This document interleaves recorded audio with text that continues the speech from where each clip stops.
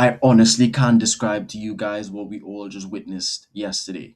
Three incredible games, and for it to finish in that manner was just the cherry on top of the cake. It was amazing last night. I'm sure everybody enjoyed all three games, but yesterday was just a crazy day for football and also a great day for football. Seeing the superstars shine, you always want to see the great players do great. France played first, France kicked us off, and Mbappe looked every bit the superstar he is on the world stage, scoring two goals in a dominant second half performance. Norway followed, and Haaland's debut could not have gone any better, scoring two goals himself and looking like the best number 9 in the world. And then for a 40-year-old man, uncle, playing MLS soccer, to show up in the last game and light the world on fire with a hat trick and look like he never vacated the best player in the world spot. The man is just incredible. I cannot believe he's still head and shoulders above. And it doesn't look like he's aged since the last World Cup. He just dunked on everyone. But let's get into the game and see how it all unfolded.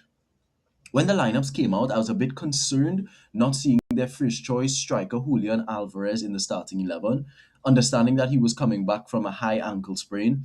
Later came on, thankfully. I still really believed in Lautaro. He's just not as clinical as Alvarez and needs a lot of chances to score. No worries though, because Messi's there. He'll make something happen at some point, right? He always has enough quality to give them one moment of magic, even at the age of 40. The greats always come up with something big. 5 minutes into the game, Lautaro received the ball and controlled it well to play in Messi. Messi took one touch, waited for Zidane to make his move, and blasted it near post into the top corner. It was then called back for an offside, and I swear to you all, it was never offside. He held his run to perfection. He did everything right. I saw nothing wrong on the replays, but maybe I need to revise the rules. But it looked good to me, honestly. It looked really good. 2 minutes later, Mazza, or Mazzadonna as they call him on the broadcast, passed Enzo, drew in McAllister and laid off a beautifully weighted ball for Xavi, who opened up and laced a near post finish past Martinez. A great goal, but this too was called back for offside on the goal scorer. And all bias aside, this one actually was offside by all the rules I am accustomed to. I'm telling you. Shortly after, Aït won a free kick off Montiel, clumsy challenge by Montiel, and the Algerians played it short. And 40-year-old Messi again was back at his own corner flag defending and hounding the ball, putting it out for a corner. Just stuff you love to see from your captain, especially at his age and stature. He does not have to do that. He doesn't. But yet he was out there showing up for his teammates in an unreal way. 5 minutes later, De Paul threaded a back-breaking ball to Messi through the midfield. And on the half-turn, Messi took three touches and his left-footed strike came off Zidane's gloves and ended up in the top corner. It just had to be him opening up the scoring in spectacular fashion. He said after the game he was in good form and you can see the confidence he was playing with, especially to start the game in that manner. The rest of the first half was decent, with both teams getting into good positions and Argentina having the lion's share of possession and chances.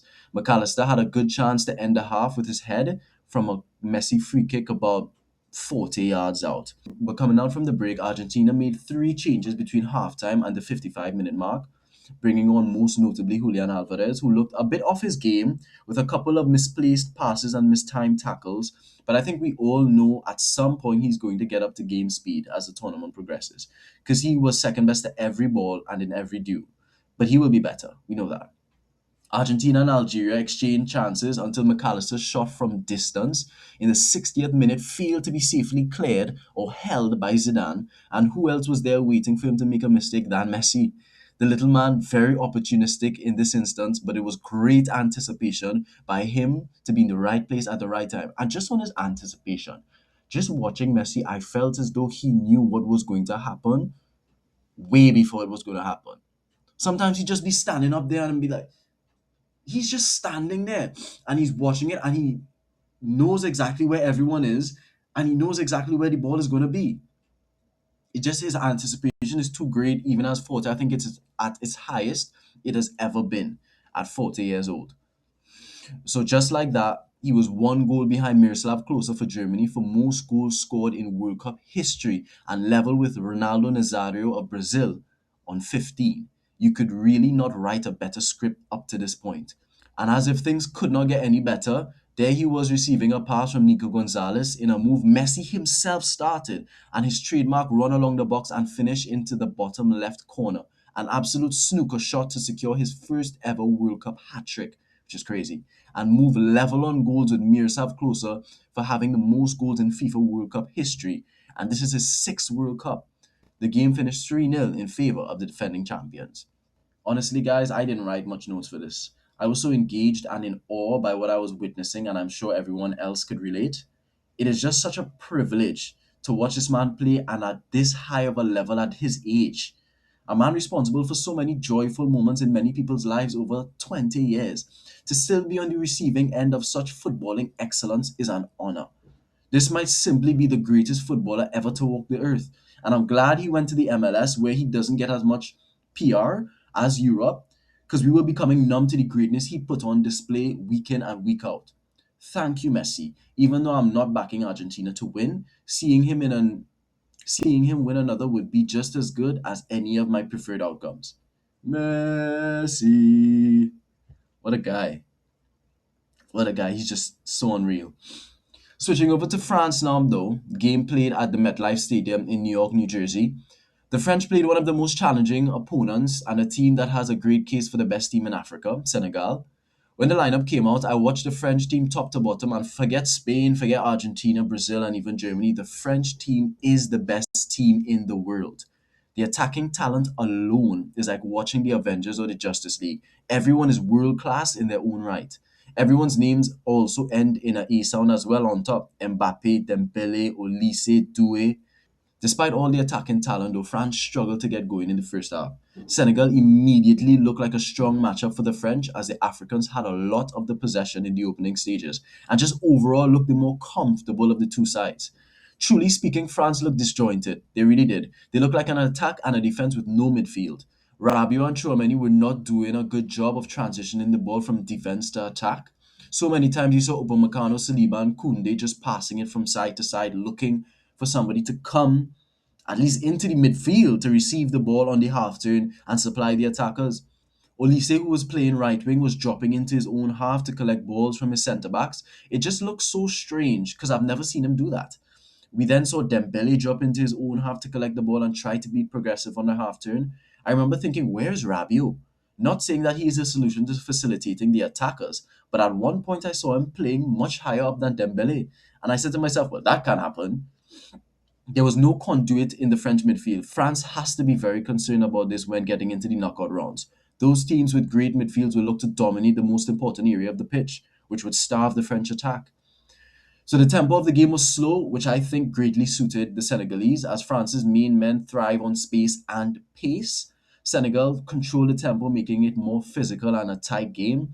They were the more equipped for the conditions early on, with Jackson receiving a great pass from Diouf and Jackson firing a near post shot that hit the post, bounced off of Mike Mignan, and barely out of play. It was a huge let off for France. Support the Senegalese, you know you have to take your chances when they come because it's only a matter of time before France click into gear. Coming out of the hydration break, Senegal still looked the better team with Sarr having a chance immediately out the break. The tempo was still slow. France honestly looked quite a bit sluggish. And to be fair, Senegal just looked more of a team, more together. Senegal then had a golden opportunity to go ahead just on the stroke of halftime. Sadio Mane managed to get a pass through to Ismaila Sarr after getting in behind. It should have been a simple tap in, but it turned into a horrible miss as Sarr side footed the ball way over the bar, trying to put it out of Manion's reach, who probably could not have gotten to any shot Sarr would have produced, given the close proximity he was to the goal. Another wasted opportunity and one they would eventually regret not putting away as the half closed. Following the 15-minute interval, the game opened up a bit. Senegal still looked the happier of the two sides with where the game was going, enjoying chances here and there. France also enjoyed some space and chances in the second half. Olise had a shot saved by the keeper in the 52nd minute, which he really should have done better with. Nicholas Jackson had back-to-back chances in the 55th minute, the second after some good link-up play with Sarr. Kylian started to click into gear, missing a chance in the 57th. Again, he should have done much better with. And then there was a penalty shout 2 minutes later, which definitely could have been a penalty. But Mbappe seemed to dive after striding into the box, and a Senegalese defender put in a challenge that barely grazed Mbappe's foot with him already going down. But the penalty was rightly not given. However, warning signs were starting to pop up for Senegal. Mbappe then had another chance on the 64th minute, and I wrote down that France were in the ascendancy. And just like that, Mbappe ran off his last Senegalese defender, and Olise found him with an inviting ball, and there was Mbappe to slot us home. And exactly who else but Mbappe?